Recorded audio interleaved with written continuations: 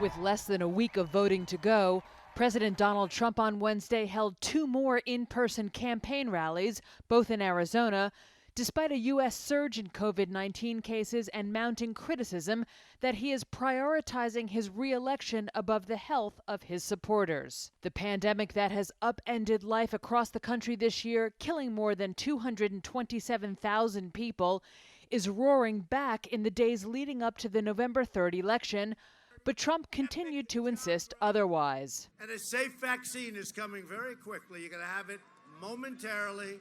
That eradicates the virus, and we're rounding the turn regardless. Trump's running mate, Vice President Mike Pence, held his own rally in Wisconsin, where a record number of coronavirus cases and deaths has prompted the state's Democratic governor to urge people to stay home, to wear masks, and to cancel any gatherings with more than 5 people.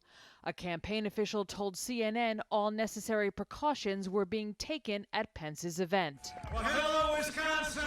Epidemiologists say rallies pose grave public health risks because people shout and chant while packed closely together, often without wearing masks. Officials in Michigan and Minnesota told Reuters they identified people who attended Trump campaign events in their states and later tested positive for COVID-19.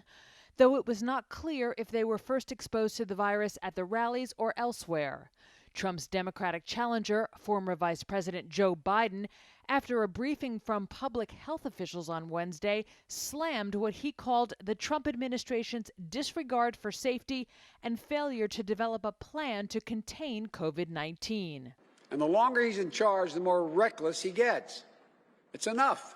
Biden also criticized his rival over reports that hundreds of Trump supporters were stuck in frigid temperatures for up to 3 hours after a rally in Omaha, Nebraska on Tuesday night, waiting for campaign shuttle buses to take them back to their cars. Several folks ended up in the hospital.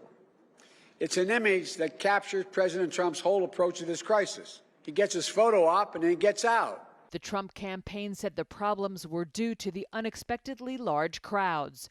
Trump plans to visit 10 states in the final days of the campaign and will host 11 rallies in the final 48 hours.